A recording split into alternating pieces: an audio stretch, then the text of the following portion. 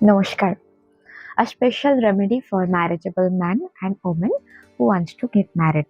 তো প্রথমেই বলে রাখি যে বিবাহযোগ্য পুরুষ এবং মহিলা যারা বিয়ে করতে চাইছেন কিন্তু বিশেষ কোনো লাভ হচ্ছে না বা সেরকম পাত্র বা পাত্রী পাচ্ছেন না, উপায়টা কমপ্লিটলি তাদেরই জন্য।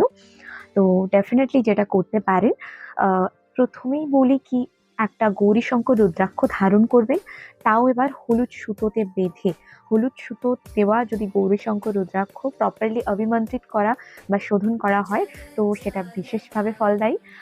এবং দ্বিতীয় আমি যেটা বলবো সেটা হলো স্নানের জলে ২ ফোঁটা গোলাপের জল, ২ চিমটে হলুদ এবং যেকোনো মাইল্ড আতর যদি দিয়ে সেই জলে স্নান করে, সেটা কিন্তু বিবাহের জন্য বিশেষভাবে ফলদান করতে পারে।